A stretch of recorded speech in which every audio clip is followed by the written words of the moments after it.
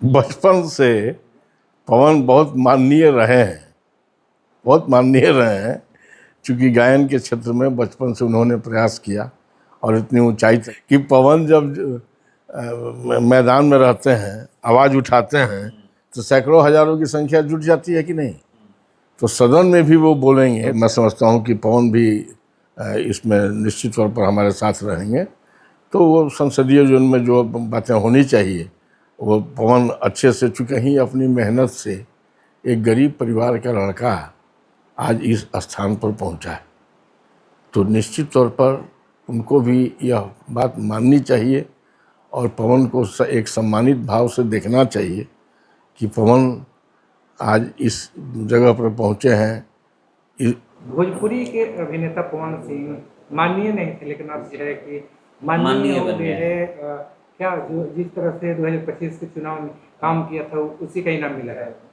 बचपन से पवन बहुत माननीय रहे हैं, बहुत माननीय रहे हैं। चूँकि गायन के क्षेत्र में बचपन से उन्होंने प्रयास किया और इतनी ऊंचाई तक पहुँचे। अब राजनीतिक जीवन में उन्होंने पदार्पण किया है और मैं समझता हूँ कि इसके पहले से भी कहीं ना कहीं वो राजनीतिक जीवन में आ रहे थे और अब तो बिहार में राजनीतिक जीवन के साथ साथ संसदीय जीवन में भी उनका एक नया कार्यकाल शुरू हुआ है। तो हम लोग उनको बधाई दे रहे हैं और बधाई देते रहेंगे।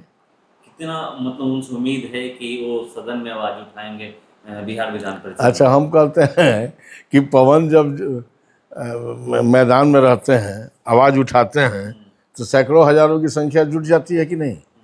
तो सदन में भी वो बोलेंगे तो निश्चित तौर पर हम विश्वास करते हैं कि एक बुलंद आवाज़ होगी और वह बिहार के हित में ही होगी और ख़ास करके भोजपुर के हित में तो जरूर होगी। क्या भोजपुरी के लिए लग रहा है कि भोजपुरी भाषा के लिए कुछ होगा? क्योंकि आप भी भोजपुर जिले से आते हैं, भोजपुरी भाषा मतलब पूरा पूर्वांचल देखा जाए तो भोजपुर भाषा को 8वीं सूची में शामिल करने के लिए हम लोग शुरू से मांग करते रहे हैं, आज भी मांग करेंगे। और मैं समझता हूँ कि पवन भी इसमें निश्चित तौर पर हमारे साथ रहेंगे। तो वो संसदीय जीवन में जो बातें होनी चाहिए वो पवन अच्छे से, चूँकि उन्होंने देखा है, भले रहे नहीं वो, लेकिन संसदीय जीवन को कुछ नज़दीक से उन्होंने देखा, तो हम समझते हैं कि उसमें कहीं कोई कमी नहीं होगी। और आरजेडी के लोग तो कह रहे हैं कि डिमोशन है, उनका होता था सांसद बनने का।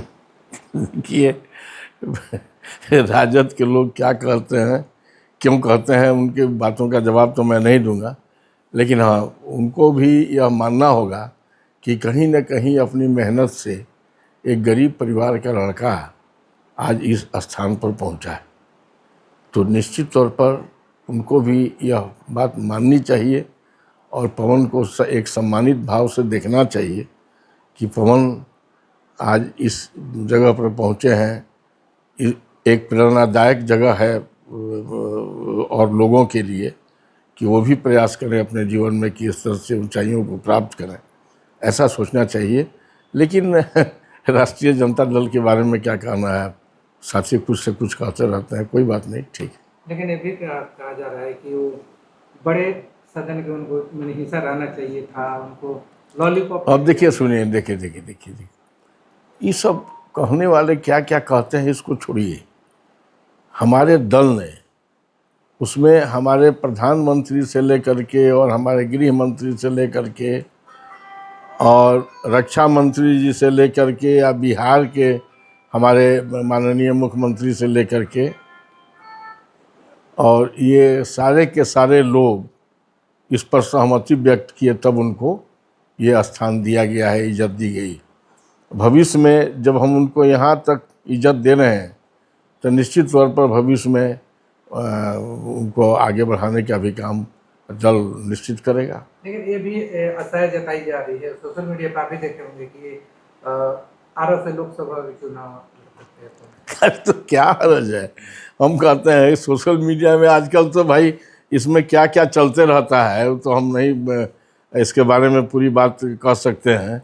लेकिन भविष्य में यदि वो आरा से कैंडिडेट होते हैं तो इसमें क्या दिक्कत है, पार्लियामेंट जाए वो पवन तो पवन तो आज देश के लोग पवन को जानते हैं, विदेश के लोग पवन को जानते हैं, उससे कहीं ना कहीं किसी न किसी रूप से जुड़े हुए हैं।